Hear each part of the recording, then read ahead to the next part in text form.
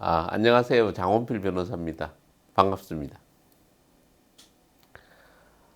오늘부터는 이제 제가 이제 평소 생각했던 거를 한번 들려드리는 시간을 가지려 합니다. 어떻게 보면 제가 20살 때 서울법대를 진학해서 뭐 책을 많이 보고 여행을 많이 다녔잖아요.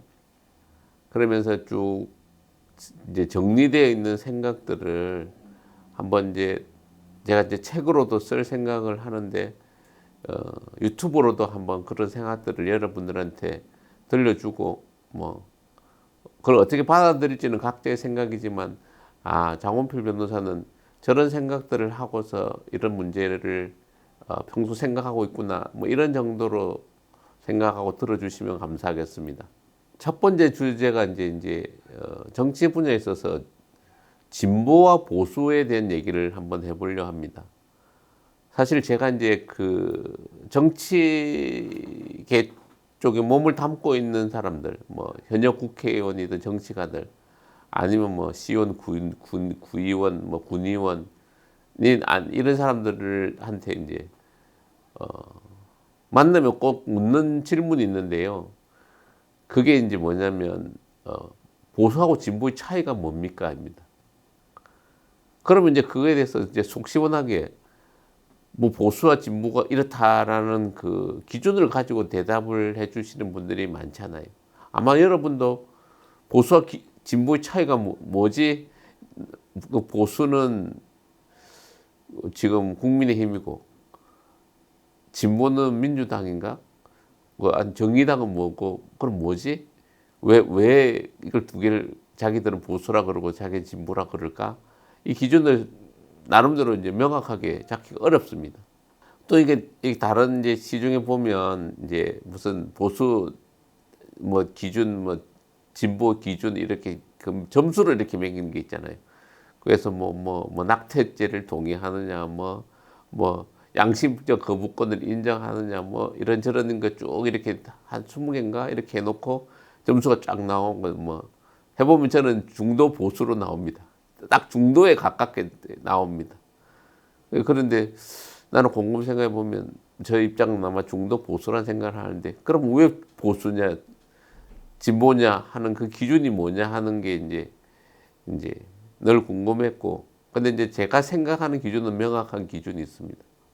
이게 정치 체제로 이렇게 봤을 때 크게 보면 두 가지 정치 체제로 나눌 수 있습니다.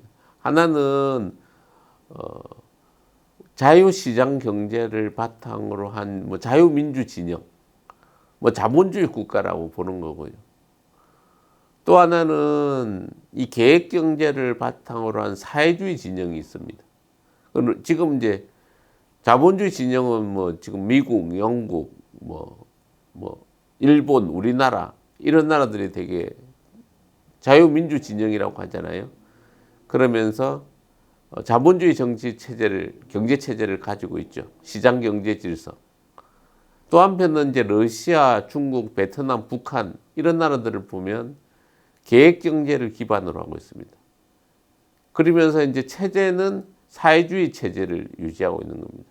그럼 이게 체제가 왜 이게 등장했을까를 조금 생각해 보면 그게 17세기 산업혁명의 여파가 이제 쭉 지속되다 보니까 산업혁명의 장점만 있는 게 아니고 산업혁명은 사실 그 전기기관이 발명되고 뭐 전구가 발명되고 뭐 이러면서 산업이 이제 기계 문명이 이제 등장한 것이 이제 산업혁명이라고 하잖아요. 영국에서 시작돼서 이제 방적 기계도 만들어지고 뭐 이제 온갖 기계들이 많이 만들어졌는데 문제는 산업혁명이 이제 계속 이제 고도화되다 보니까 무슨 문제가 생겼냐면 빈부격차가 심해진 겁니다.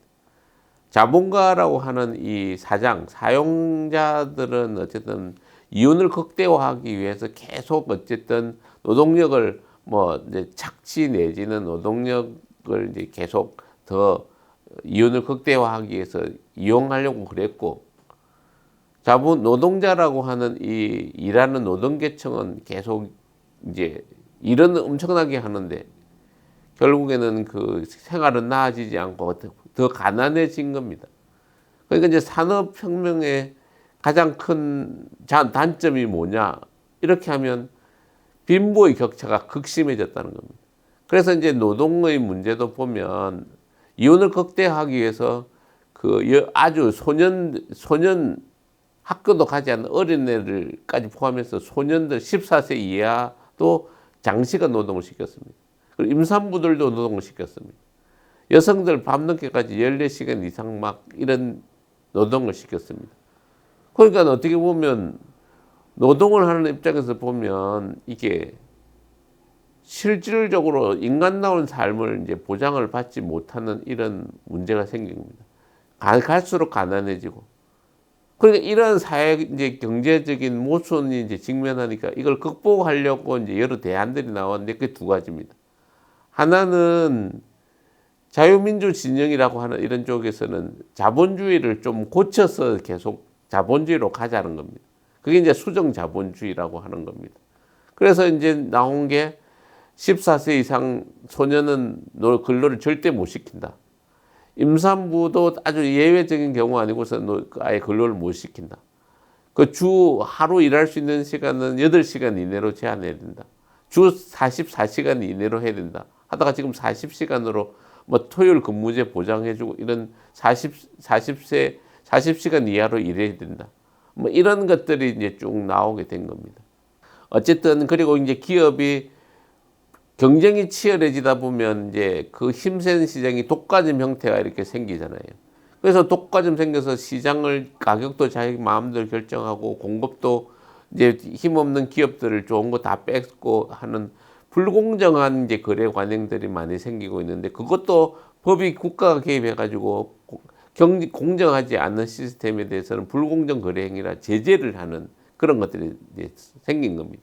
그러니까 어쨌든 자유를 무한대로 방임을 해서 자본주의 체제를 내버려 둬 보니까 그것에 인해서 불공정한 문제도 생기고 환경오염을 비롯해서 온갖 사회적인 폐해가 생기고 그다음에 노동자 근로계층에 대한 착취가 너무 극심해지니까 이걸 제한을 법적으로 하는 쪽으로 나아간 게 이제 자유민주 진영의 이제 수정 자본주의였는데요. 또 한편은 이제 막스 레닌이라고 하는 사회주의 국가가 등장한 겁니다. 지금 1917년에 이제 막스 레닌이 러시아 혁명을 했는데요. 러시아가 그 당시에 군주 국가였습니다. 그러니까 그 군주가 이 자본주의적인 이 착취가 너무 이제 문제가 심각해지니까 그걸 아예 이제 들어 엎어먹은 겁니다. 그래서 아예 시장의 이제 공급과 수요에 의해서 가격 결정하는 시스템이 아니고 국가가 아예 계획의 필요에 맞춰서 정하고 국민들은 그게 따라서 가는 그런 시스템을 취한 겁니다. 그러니까 어떻게 보면 자본주의는 없어지고 사회주의적인 요소만으로 이렇게 가려고 하는 체제가 등장한 겁니다. 그게 대표적인 국가가 소련이었던 겁니다. 소련의 영향을 받아서 중국이 그 모택동이 공산주의 혁명을 한 거고 호치민이 사회주의 혁명을 한 거고 북한의 김일성도 그런 체제로 쫓아갔고 쿠바의 이제 카스트로도 그런 체제를 쫓아가게 된 겁니다. 어쨌든 자본주의 모순으로 인해서 이 빈부격차 내지는 사회적인 갈등이 커진 걸 극복하기 위해서 양극단이 나왔는데 그럼 보수 진보와 무슨 상관이 있느냐 얘기를 이게 뭐냐의 차이 무슨 상관이 있느냐 얘기를 드리면 보수는 어쨌든 수정 자본주의 쪽의 경제 질서에 가깝게 가려고 하는 겁니다. 진보는 어떻게 보면 사회주의적인 개념으로 계획 경제에 가깝게 가려고 하는 겁니다. 그러면 뭐 그러니까 우리가 좀 쉽게 얘기하면 흔히들 사회에서는 종북 내지는 사회주의적 사상을 가지고 있는 사람들을 진보라고 하고 뭐 자유민주 진영 내지는 자본주의에 충실하려고 하는 기업가 활동을 강조하는 그런 사람을 보수라고 이렇게 개념을 짓잖아요. 근데 사실은 그러면 어느 쪽이 맞느냐 하는 문제를 이제 놔놓고 이제 보면 우리 이제 헌법이 이제 이런 거에 대해서 딱 규정을 하고 있습니다. 이제 헌법이 대학교에 가면 법과대학에 가보면 이제 제일 처음 배우는 과목입니다. 국영수 중에 국어에 해당하는 정도의 과목이에요. 거기는 이제 기본권론이라고 하는 것과 이제 통치 구조론이라고 하는 부분으로 나뉘는데 그 기본권론에 보면 이렇게 규정을 하고 있습니다. 뭐 제가 법률 강의를 하려는 건 아니고요. 보수 진보에 대한 얘기를 하려다 보니 그런 겁니다. 기본적으로 헌법의 이제 10조에 보면 인간의 존엄과 가치라고 해서 인간은 인간으로서 존엄과 가치를 가지고 행복을 추구할 권리가 있다. 이렇게 규정했습니다. 우리 헌법이. 11조에 보면 평등권이라고 해서 인간은 성별, 연령, 종교, 신분적인 차이로 인해서 차별받지 아니한다. 이렇게 규정합니다. 인간은 평등하다. 이런 얘기예요. 12조에 보면 인간은 신체의 자유를 가진다. 이렇게 규정하면서 그 이하로 인간은 주거 이전의 자유를 가지고 또 언론 출판 집회 결사의 자유를 가지고 또 직업 선택의 자유를 가지고 자유권을 규정하고 있습니다. 지금 무슨 얘기를 드릴 거냐 하냐면 우리 헌법의 가장 중요한 권리는 뭐냐면 인간으로서의 존엄과 가치를 인정받아야 될 아주 상위 개념이 있고 그거를 구체적으로 실현하기 위한 중요한 권리 중에 대표적인 것이 평등권과 자유권이라는 것이 있는 겁니다. 그러면 쉽게 이야기하면 평등도 중요하고 자유도 중요한데 평등을 보다 좀 더 이렇게 강화하면 사회주의적인 상황으로 가게 됩니다. 극도로 평등을 강조하는 정치 체제는 차별을 전혀 인정을 하지 않는 시스템이 돼야 되는 겁니다. 그러니까 사회주의적인 국가 체제의 형태를 취하게 되는 거고 자유를 아주 극도로 강조하게 되면 어떻게 보면 무정부주의에 가까운 정치 체제를 가지는데 자유방임의 정치 체제를 유지하는 겁니다. 자유방임을 허용하지 않는 자유민주주의 체제는 결국엔 자유권을 강조하는 겁니다. 그럼 두 가지를 정리해 보면 우리 헌법이 가지고 있는 체제에서 두 가지 평등을 강조하는 것도 중요하고 자유를 강조하는 것도 중요하다는 겁니다. 사회주의 사상이 나오고 사회주의 체제가 등장한 거나 수정 자본주의가 등장한 건 다 이유가 있었습니다.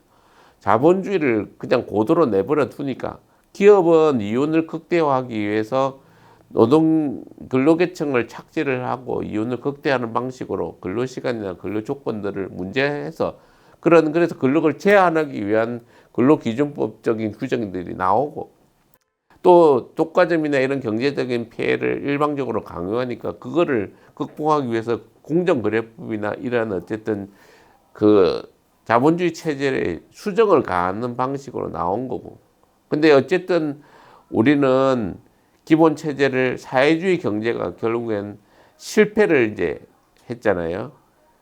소련이 이제 구소련이 붕괴되고 러시아가 지금 중국이나 이런 사회주의 체제도 결국엔 개혁 개방이라는 자본주의적 요소를 많이 받아들일 수밖에 없는 상황이고 그 사회주의 종주국이라고 하는 소련이 결국에는 생산의 비효율성이라는 인간의 본성에 기초해서 인간은 원래 이기적인 건데 인간의 본성을 무시한 그 이념적인 그 인간은 평등하다는 걸 가지고 국가를 이끌다 보니까 결국엔 소련이 붕괴를 했잖아요.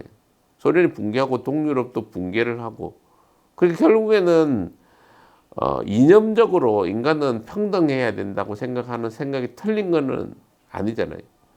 또 인간은 자유로워야 한다는 게 또 틀린 것도 아니잖아요. 그러면 정리를 하면 우리가 자유를 보다 강조를 하는 보수나 평등을 보다 강조하는 진보나 둘 다 생각이 틀린 게 아니다는 거예요. 그러니까 어느 때는 자유를 좀 더 강조해야 될 상황이 될 수도 있고 어떤 때는 평등을 좀 더 강조해야 될 상황이 있는 거고 그 두 개가 수레의 양바퀴처럼 하나의 국가를 그냥 이렇게 체제를 유지하는 것이지 진보는 옳고 보수는 그르고 아니면 보수는 맞고 진보는 틀리고 이런 개념으로 접근하는 것이 아닙니다. 양비론이 문제가 아니고 자유와 평등을 어느 정도 적절히 조화롭고 균형감 있게 섞어서 잘 활용하느냐에 따라서 국가가 나아가야 되는 거고 보수나 진보가 양극단으로 지금처럼 나뉘는 그런 개념이 게 아니고 적절히 상대를 인정하고 그 상대의 장점을 적절히 타협의 점을 어디서 찾는 노력을 기울이는 것이 현 정치 체제에서는 필요한 것인데 지금은 서로를 극단적으로 혐오하고 비판하고 아예 뭐 인정을 하지 않으려고 하는 이런 거는 보수와 진보에 대한 기본 이해를 잘못한 것에서 출발한 것이라 보는 것이 제 평소 생각입니다. 그러면 이걸 각 나라들은 어떤 식으로 보수와 진보를 채택하고 있는지를 좀 살펴보면 좀 이해가 됩니다. 먼저 미국을 이렇게 보면 미국의 체제는 양당 정치라고 해서 공화당과 민주당으로 나뉘어져 있습니다. 공화당의 생각은 보다 자유를 강조하는 쪽에 있습니다. 그리고 미국의 민주당은 이에 비해서 좀 더 평등을 강조하는 쪽에 가깝습니다. 그래서 이제 뭐 이민자에 대해서 난민을 받아들이는 것에 대해서 좀 더 사회적인 약자 배려를 강하게 하자는 쪽이 민주당 계열인 겁니다. 낙태죄나 아니면 성소수자를 좀 더 보호하자고 하는 쪽이 민주당 정책인 겁니다. 그러니까 좀 더 사회적 약자나 평등의 개념이 좀 더 가깝게 가려고 하는 것인 거죠.